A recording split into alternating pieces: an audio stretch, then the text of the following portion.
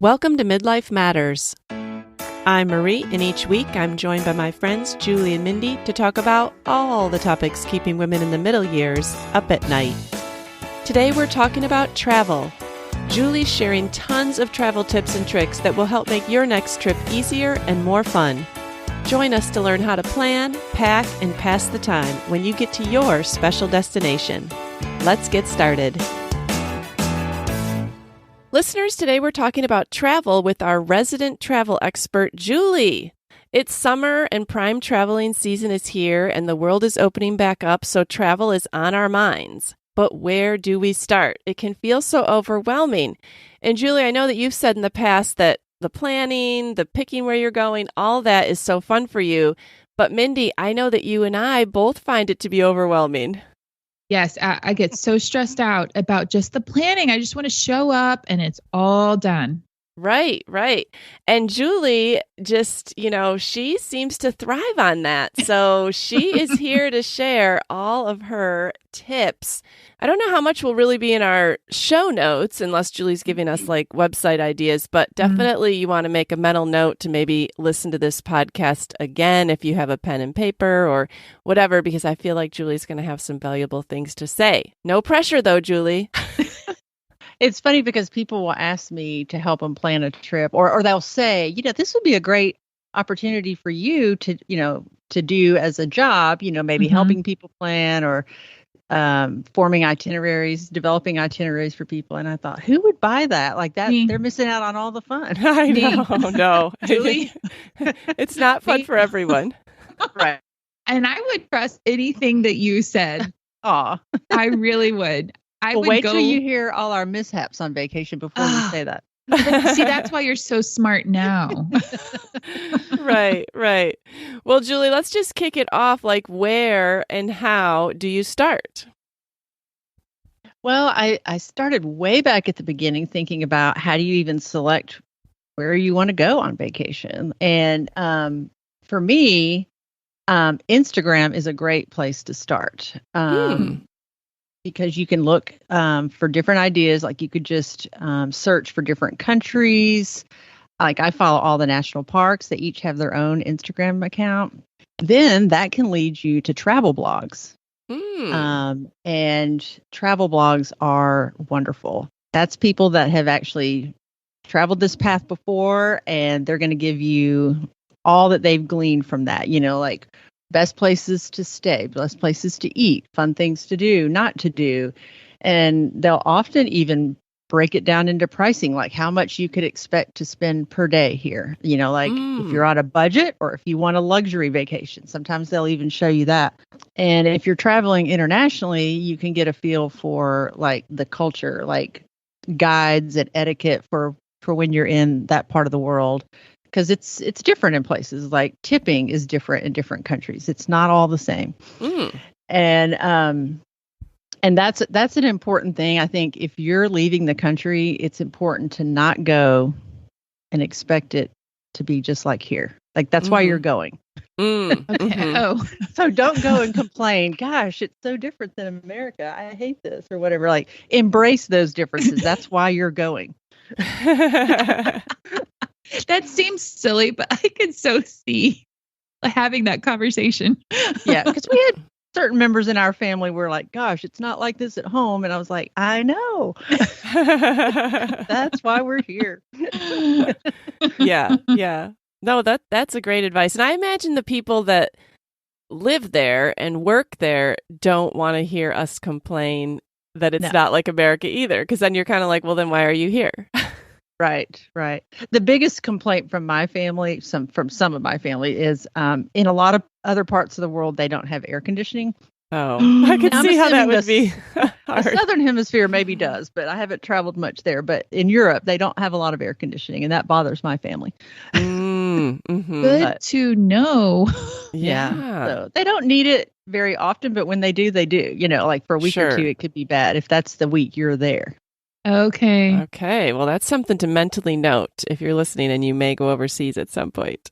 Yeah. I wouldn't have even thought about that. So one other benefit with with following local Instagram accounts is to look for festivals and events and maybe even concerts that you might enjoy that are going on in that area while you're going to be there.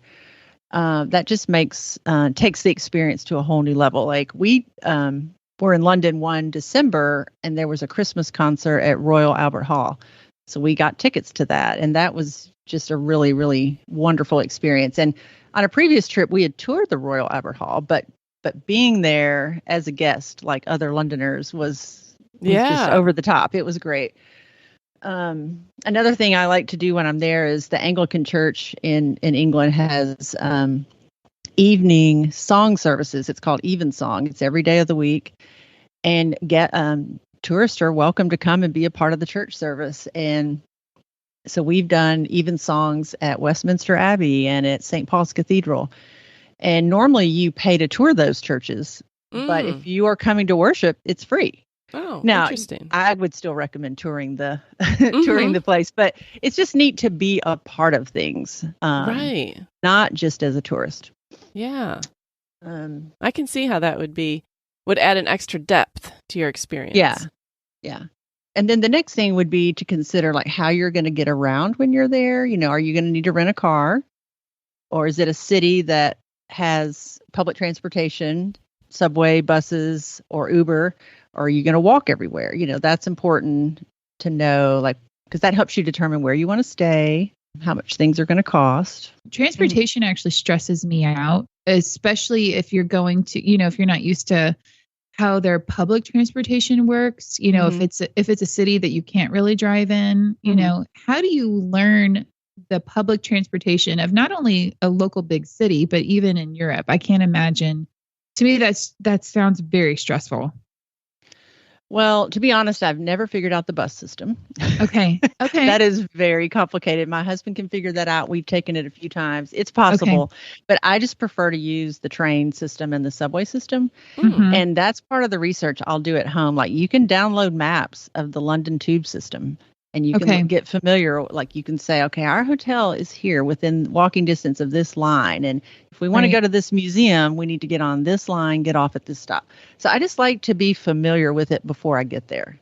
That is great, because one of our worst situations was even being just in New York City, and my family of 6, we were all in the subway arguing about which way to go and which subway we needed to take. Yeah, and it's harder the more people you have, because you got more chiefs trying to tell you what to do. Yes, so that was a major Silman fallout. So I just wanted to ask that. Thanks, Julie. Yeah, so it's kind of fun when you've already looked it up and researched it, and you're like, this is the train we get on, Okay. And it's even, you can even do like Google Earth, where you could come up out of the train station and do a 360 of what the street looks like. Interesting. Because you might be knowing you're going to go east on the train line, but when you come up to the station, you're very disoriented. Like, which way are we even facing? Right. So that's where a phone comes in handy too. Like, I can't imagine traveling before phones. Like when my daughter was in Europe in college, she had a phone, but I don't think she had data. She wasn't using her data because it was expensive over there. Okay. So she had a little compass on her zipper.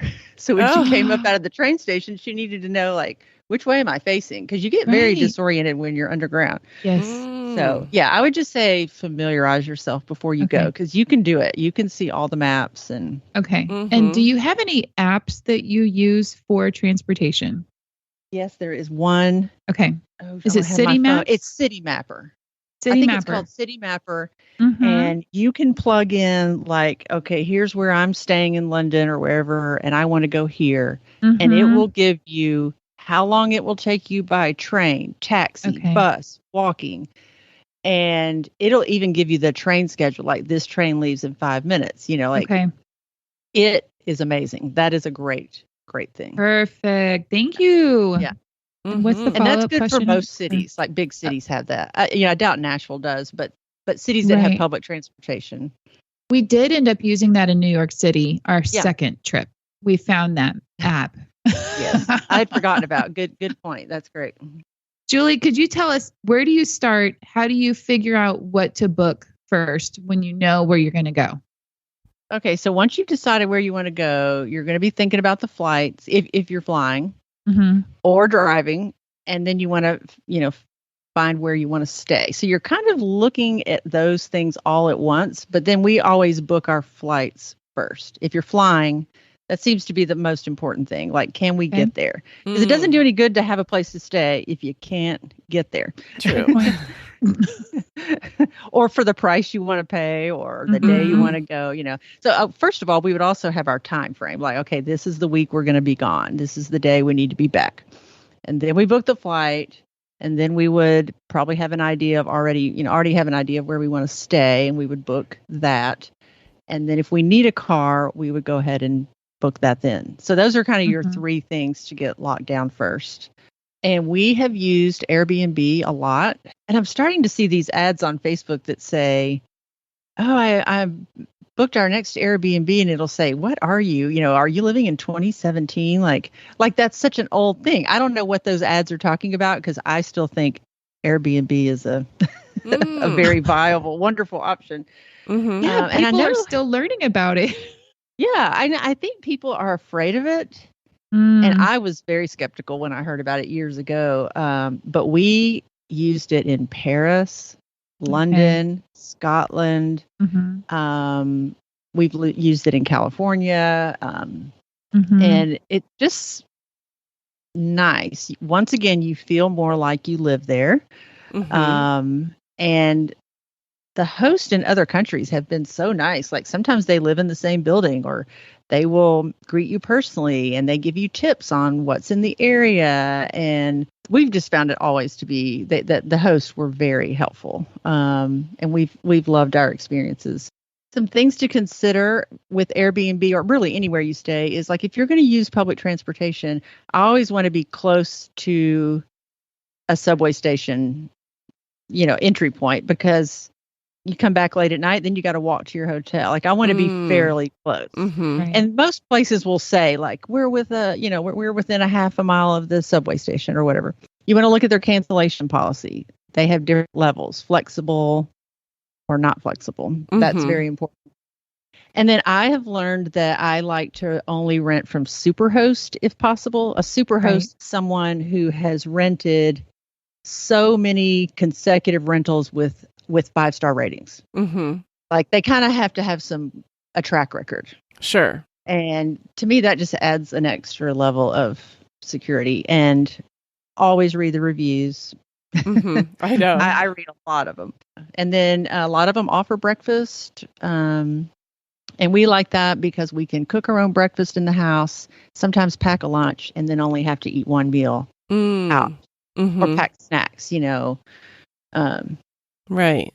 Oh, that's great. Well, Julie, what are some of the things that you can do to help create a special experience in your travels? And I imagine that you start thinking about this when you're planning where you're going to go. You're already thinking about, well, how can we make this a special experience? And you mentioned some of them, like doing local things, but what are some other things? Yeah, I would say eating local is really good. Don't ever eat at a chain restaurant. Oh, Okay. When you're in a great city that has great food, talk to people. Walk the city is a great way. I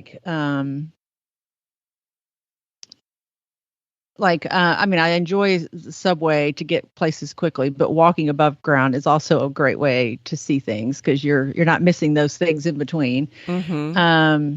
And then maybe pay a little bit more for a unique excursion or a dining experience. You don't have to do that every night, but like I know in Paris, we did a riverboat cruise on the Seine for our anniversary. Like that, you just see that in movies, and it was just wonderful. And like in Switzerland, we did our hang gliding thing.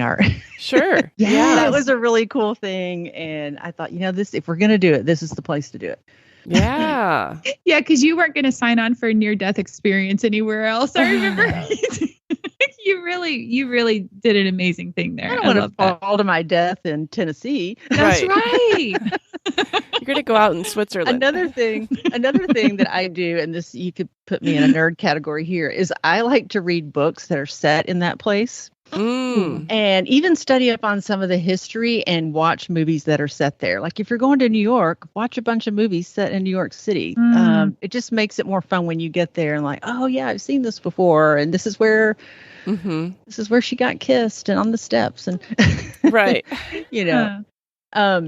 I know when we went to Oxford on our London trip, I had read up where C.S. Lewis studied and where he lived, where his house was, where he walked daily with his friends and ate weekly at this pub called the Eagle and Child. So we had dinner there because this is where Lewis met with Tolkien and others they were called the Inklings. They met there every week. And so then we kind of followed along in their footsteps, Okay. Oh, that's neat.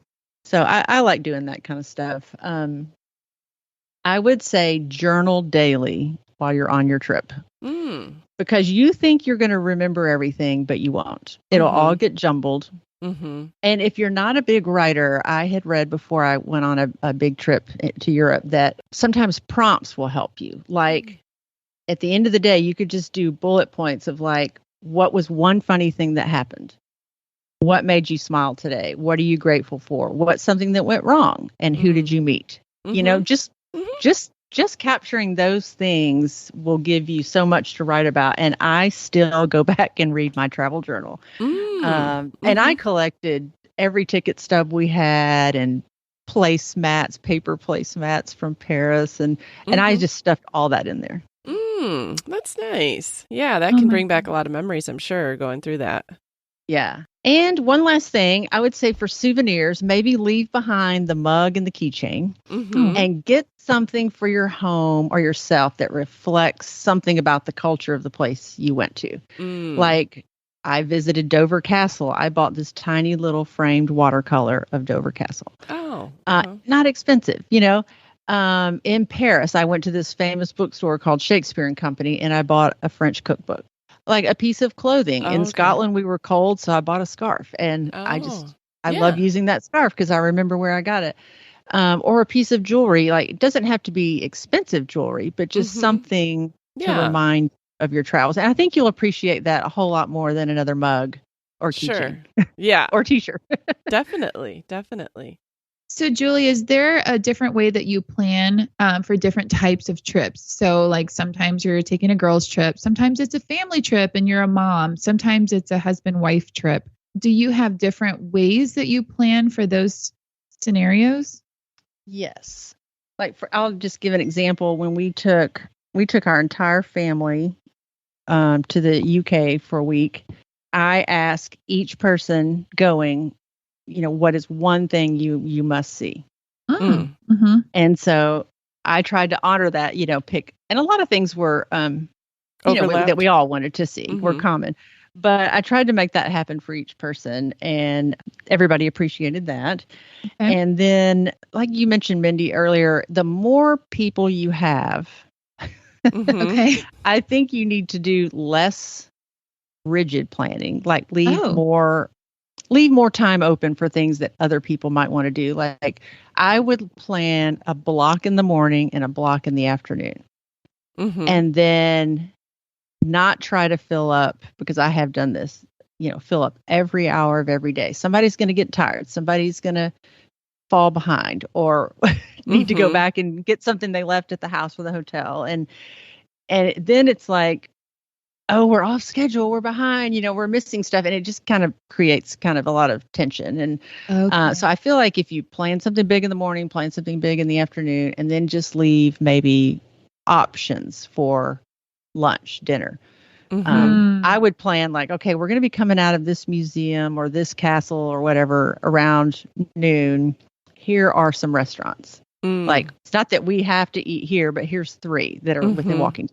Okay. So I did that every day, like gave options. And sometimes we would split up. Everybody would go to a dinner on their own. And I thought that was good. Like we were having enough time together that it was okay if we split up for dinner. Right. Yeah. Well, plus you had 2 married children on the trip. Yeah. So it wasn't like it was your immediate family and every kid went to a different restaurant. Like they had families, about your children go. Yeah, I'm sending my teenage boys somewhere else. Even though we might be tempted opted to do that. Yeah. No, that's true, Julie, because I know that when we went to Disney World and took everybody, I figured, okay, this is the only time I'm going to ever take everybody, 7 people, and we're going to stay 6 days. And I planned from the moment we woke up till the moment the parks closed. And we laugh now how people fell asleep during the fireworks, how they cried because we had to stay till 8 o'clock at night.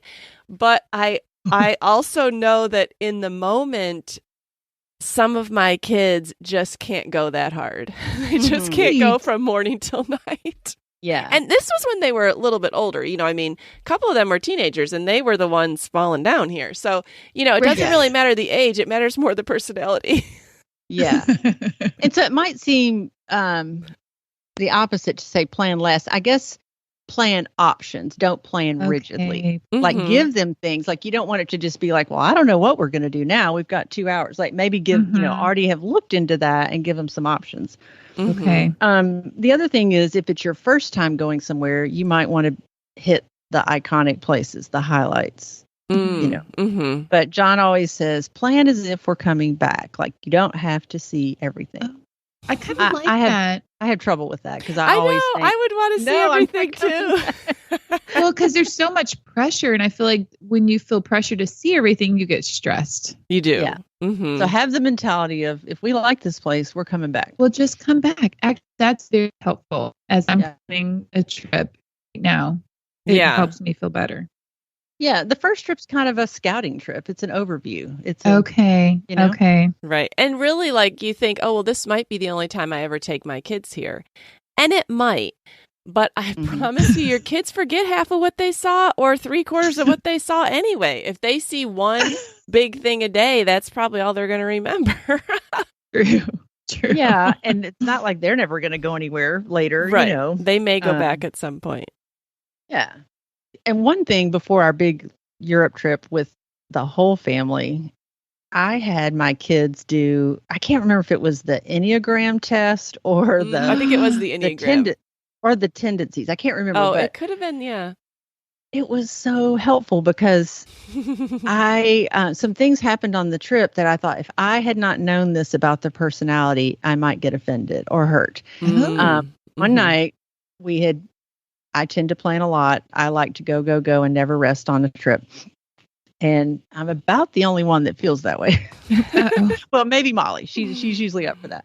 But when we got back at the end of the day, we were going to go out to dinner. And my son-in-law said, I'm not going to go. I'm just going to hang out at the house. And had I not known that he was an introvert and needs lots and lots of alone time and had just been overstimulated all day with 7 people, I would have thought, oh, what's wrong? Did we make him mad? And it was like, no. Molly was like, no, he totally just needs this. He even needs this at home, and he's not around 7 people. So that was helpful. I would say know your people. Right. Okay. Know their travel style. Like we travel with one family and she's always like, oh, I'd love to just sit at this house and read books all day. That would drive me nuts. Like I can do that for maybe an hour, but I'm Julie, you and I will travel very well together one day. I'm like, let's get out there. And then we do that. And I'm like, hey, I'm going to go do this. I could just stay out till midnight every night traveling. So, but you need to know if you've reached your people's limits or they're going to hate you. Right. Yeah. That's not good. Because we had that happen on a trip. Oh, no. Also, like if it's a girls' trip, I had a friend do this on a hiking trip. And I remember I was so impressed. I thought, wow, I showed up at the meeting place. We were going to drive somewhere in Tennessee and hike for the weekend.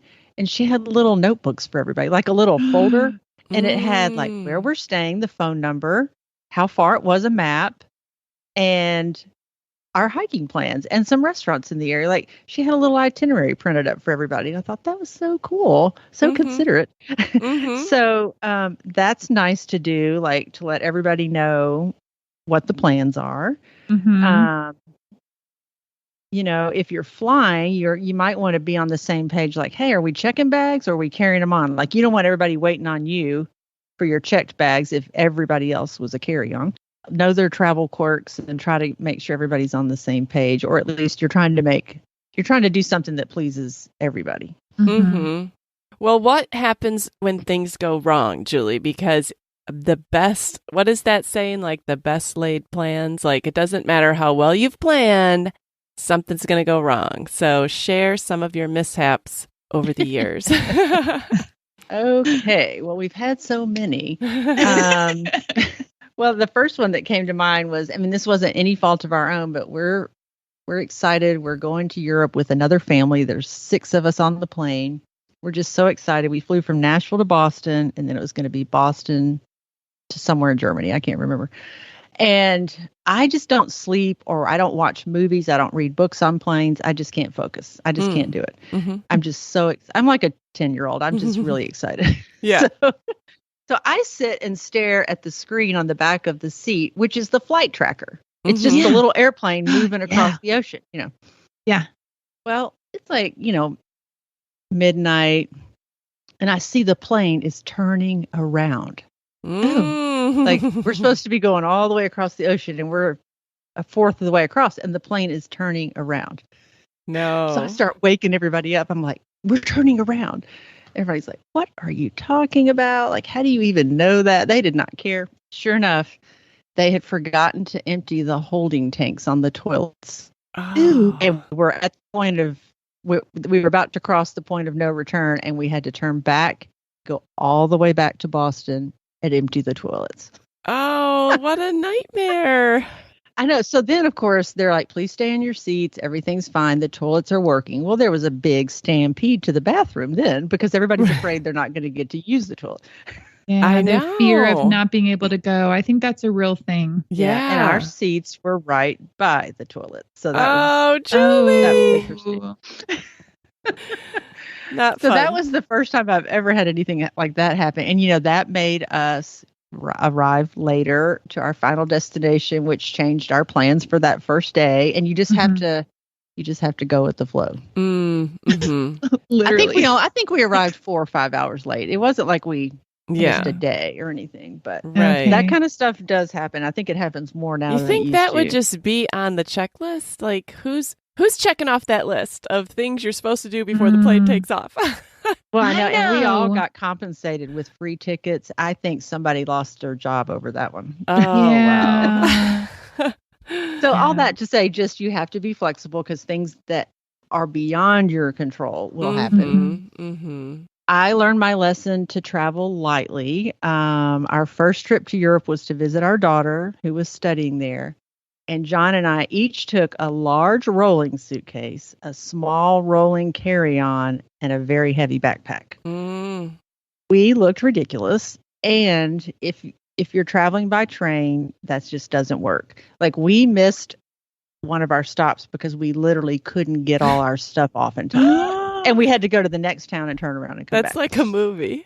Yeah, it was so embarrassing because, as the train's approaching your stop, you get up out of your seat, get your luggage, and stand by the door. Well, we didn't really know that. We thought it would stay there and wait on us. It does not. Right. So you really need to have a handle on, you need to be able to carry all your own stuff, not like, oh, your husband's going to carry this. Like he's got his own stuff. You've got to be able to kind of move quickly. And so we learned on that. And then I also learned that carry-ons, there's an international carry-on size and a domestic, and the international is smaller. So I had traveled all over every airport with this carry-on, and when we get to Paris, they say that's not a carry-on. You have to check it. So we had to get out. They didn't just take my bag. We had to get out of security, go through all that again, and we missed our flight. Oh, Julie. So they said, well, don't you want to stay in Paris one more night? And usually when I'm ready to go home, I'm ready to go home. Well, they put us up in this airport hotel in Paris. I promise you, I thought we were in prison. It was like cinder block. I think we were in a basement, and then they had all these microwave meals. Like everybody was in the same position we were. They had just missed a flight. It was that kind of hotel. And it was pouring down rain, so we didn't want to take a train back into the city. It was just a miserable night, and all because of that, and no one else had told me it wasn't carry-on size. I mean, they had all accepted it everywhere except there. Oh, darn. Yeah. Ooh. One year going to the beach, all the luggage got loaded in the car except mine. Mm. So I get there and have to buy all new clothes. And Somebody needed to lose their job over that one. And then our one and only cruise, my luggage never arrived at the port city of departure. So Southwest gave me a giant bag and said, go shopping in the 1 hour we had before departure. So we all went to the mall and we had all our luggage with us because we couldn't get on the boat yet, and all the kids and John sit in the food court while I go buy underwear, makeup, shoes, bathing suit. I had the most hideous clothes on that cruise. Like, because it's winter, so they don't have a lot of summer stuff on sale. No. And I just remember, my bathing suit. You know how long it takes to find a bathing suit? Yes. And then I had these flip-flops. I never did find shoes. So all my dressy pictures for the dinners, I'm in flip-flops.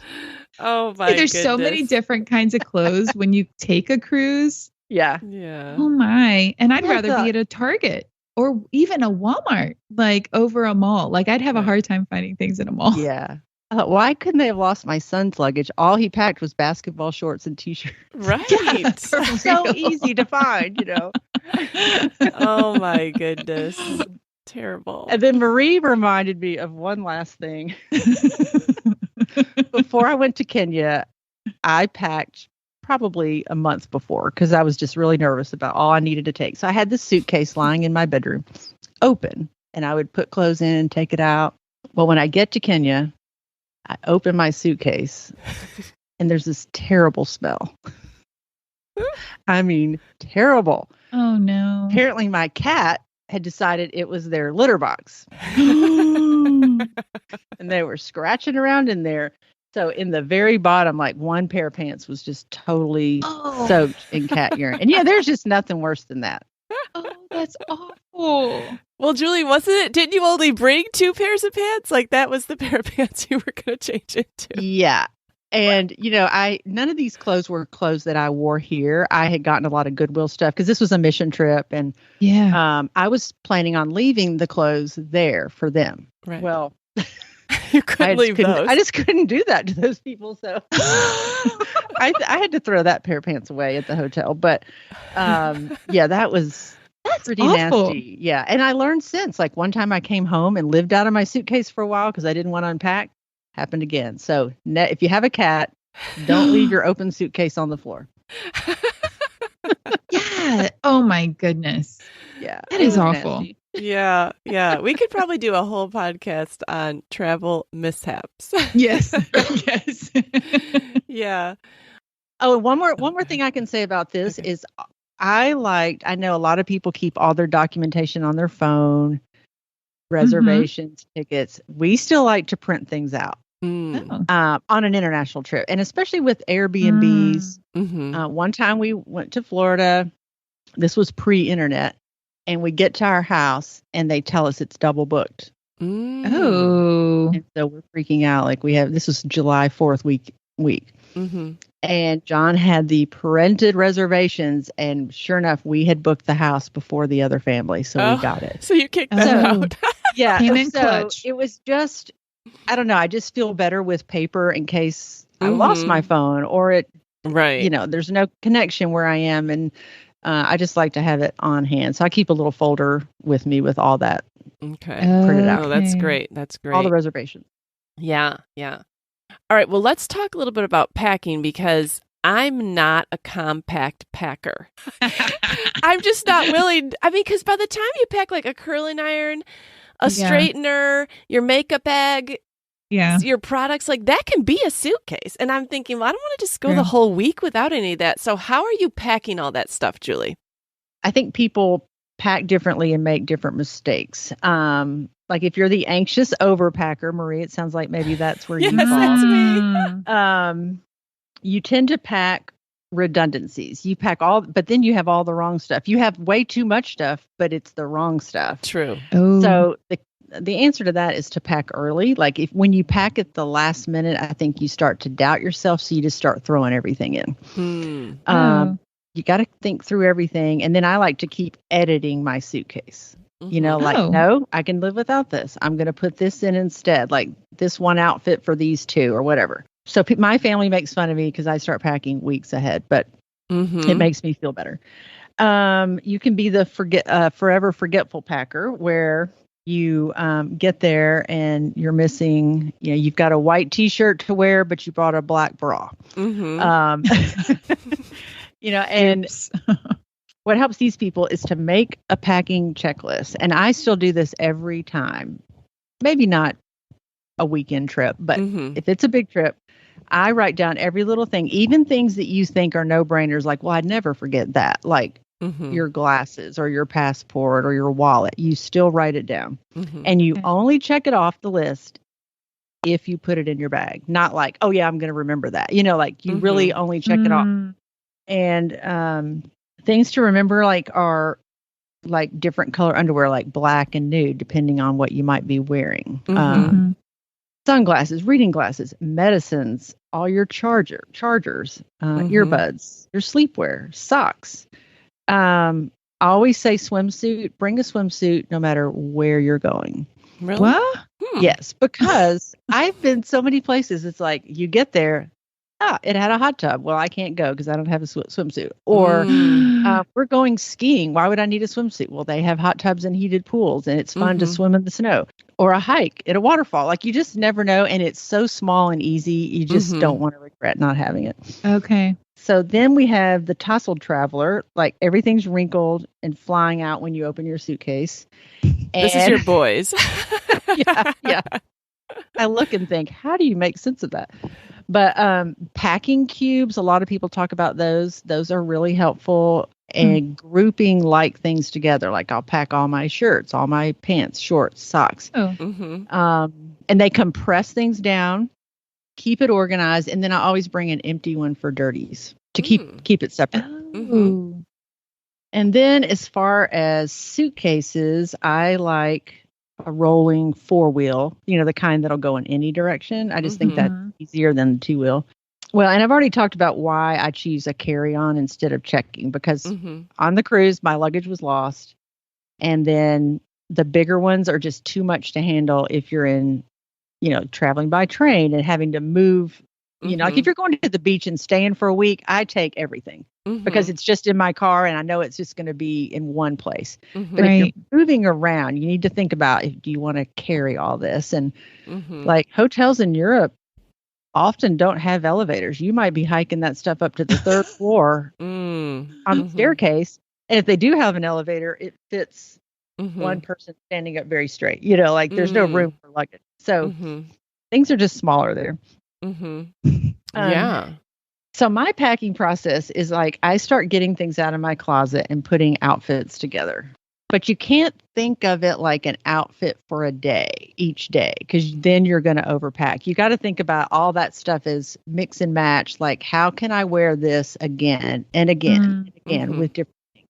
Because if you pack a completely separate outfit for each day, you're going to be very much overpacked. Like, you have to accept that you're going to wear things multiple times, especially pants. You know, I don't like to wear shirts necessarily every day, but maybe if you've layered, the same sweater can go multiple days. Same jackets, you know, like, and I when I used to overpack, I would always realize I get there and I'm happy in the same pair of black pants. Right. If it's winter, I have on a jacket. I look the same in every picture anyway. You know, I have the outerwear on and the scarf, and I look the same no matter what I have on. Yeah, so, yeah. No, you that's really, a good point. I don't feel like you need as much as you think. Now, I don't ever take a hairdryer because I always rely on the hotel or the Airbnb to have one. Okay. Curling iron, I do like to take. But internationally, I don't recommend it. You can buy converters, you know, that are supposed to protect it from the power surge, but it's killed every one I've ever taken. So I don't. Okay. Yeah, they don't work. Oh, yeah. So you've packed it and it breaks when you're there. And so most hotels will have a hairdryer there. So just use theirs, you know, that works with their plug. okay. But curling iron, that's a little different. I just think, okay, I'm going to be wearing my hair up more. in a bun, in a ponytail, pulled back, You can't just not stop at going- Walmart and get one for $20. Well, you could in the United States. Right, no, that's what I But mean. I mean, yeah, I wish you could. Yeah, I guess you actually could in the UK too. Like you could just go to their drugstore and buy one for their plug. Yeah, yeah. Consider it a donation to the house you're staying at or the hotel. Yeah, you can just leave it in their bathroom maybe. Yeah. No, that's good. That's good to know.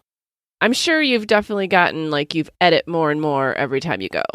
Yes, yes. I used to think, well, I pack so much because I love choices.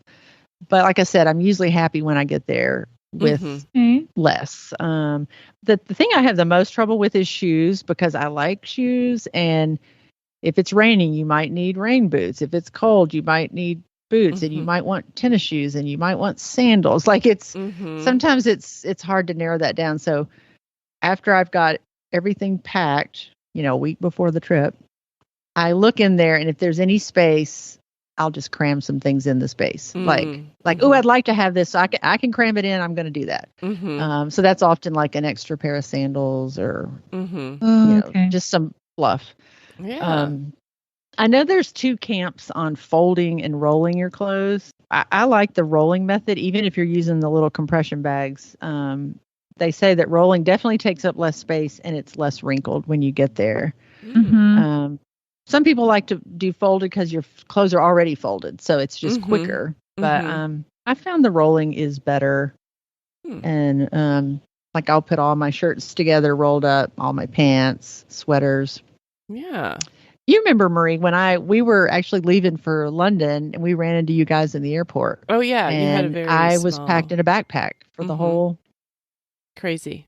I mean, it was a big backpack, yeah, but it was a carry-on backpack. And I had used those compression bags because it was winter. So I had sweaters, coats, heavy pants, socks, boots, and always wear your most cumbersome things on the flight, like your biggest shoes, your coat. Don't try to pack those things. Like try to wear those.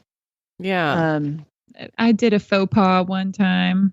I was going on a cruise and we were having to carry our suitcases all over New Orleans before we got on the boat. And so I had packed all of my liter size shampoo, conditioner, I had my big hairspray. That suitcase was so heavy. And they have some cobblestone streets in New Orleans. It was the worst. I was worn out. My suitcase was broken. So bad. That's a good point. The streets in other places aren't always smooth and easy to walk on. You have to still lift up over curbs or you might have to carry it. Yeah. Right. Yeah. Well, I did read that I usually do the travel size, pour it into the little travel bottles, like my shampoo, my lotion, my conditioner, or I won't even take shampoo and conditioner. I'll just rely on the hotels. I don't mind doing that for a week. Right.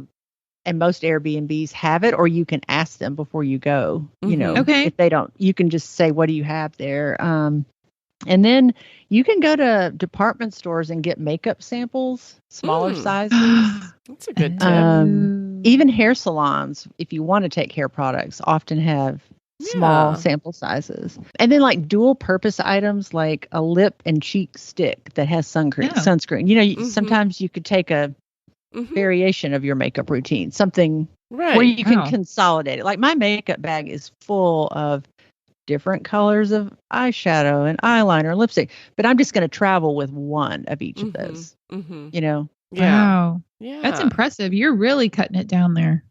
Yeah. She's not sleeping. She's out till midnight every night. Wow. And don't forget in-flight comforts. This is a good, I like to keep a little bag in my, whatever my backpack or purse is with all my chargers, my earbuds. I love to take a battery pack because you just never know where you're going to get to charge. And a Kindle and its charger. Keep all that in one place so you're not emptying your backpack every time you're looking for something. And then take the time at home to prep your entertainment. Go ahead and download your podcast, download your TV shows, music, movies. So it's ready to go. Yeah, you definitely don't want to be relying on the Wi-Fi on the airplane. It's nice if it is working, but a lot of times it's really spotty or slow or whatever. So if you can download it ahead of time, that's better. Yeah, definitely. Well, these tips are great, Julie. I think that all of us can benefit from it. Well, I hope I get to travel again soon. I know. I know. I feel like I haven't thought about this much in the last 2 years. Right. Well, I know that people are starting to travel again, and I think probably some of us have forgotten how we would even get started. So, listeners, we hope that this is helpful for you if you have been trying to plan a trip. Like you said, Julie, you can just start out with, okay, well, where would I want to go? Let me look up one Instagram account. Maybe it'll spark an idea. You'll get on the road. Yeah, yeah. One more thing I'd like to say is when I go somewhere that's a city. Now, if I'm going on a weekend hike, it's not such a big deal. But if I'm going to New York City, London, Paris, or something, I try to look like a local. I don't want to stand out as tacky American tourist. So you can do a little research, like just Google fashion plus New York City, fashion plus Paris. And you might be surprised. Like, I follow this lady who's been in Paris for a week painting. And she's like, this is what people in Paris are wearing. And they all have on white tennis shoes. Everybody's wearing white tennis. Okay. So it's just kind of good to know, like, not that you have to go out and buy a whole new wardrobe, but it might surprise you what people are wearing, and just kind of how to fit in and not look like a tourist, Right. That is excellent advice. Well, listeners, if you want to contact Julie for more travel tips, you can find us at Midlife Matters Podcast on Instagram, or you can email us at midlifematterspodcast@gmail.com. And I'm sure Julie would have even more to share. I do think that maybe we should eventually have a podcast just dedicated to travel mishaps. Yes. Yeah. What went wrong? Right, right. But before we go, we want to do I'm a Fan. And Julie, what are you a fan of this week? I am a fan of a game that we learned to play called Mahjong. I know a lot of people have been playing this online, but I've never done the online version. I saw that in the movie Crazy Rich Asians. Yeah, but exactly. Okay.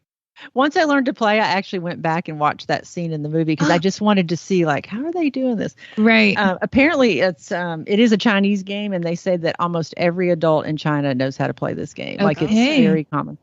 It's similar to Rummy. It's similar to a card game, but you're playing with tiles. Okay. And it's typically played with 4 people, and there's apparently a lot of strategy, but I'm still in the learning phase of that. Okay. But it's a lot of fun. Yeah. And Julie, you had some of us over to learn, and it sounds like when you look at it, it sounds overwhelming to learn, but I feel like we learned a lot just in one afternoon. And, yeah. There's tons of variations, but probably the more simple variation you're able to teach relatively quickly. Just start off simple and then you can add to it. Yeah. Yeah. Well, Mindy, what are you a fan of this week? Well, I am a fan of something that goes right along with this podcast. My Airbnb app on my phone has been extremely helpful. And half of you out there listening may be like, oh, yeah, like that's old news. But half of you may be like, oh, I didn't know there was an app or that it was that easy to book through Airbnb. I've been using this app for probably 3 years now. And I have started moving away from hotels as I became more familiar and kind of like you, Julie, more comfortable that things are pretty great as I've experienced the Airbnb app. And what I like about it is you can read the reviews. Julie mentioned only booking through Superhosts. I love all of the reviews that are available because you can find out about the location, the transportation, restaurants, just different things that people have experienced they will write about. There's so much information at your fingertips.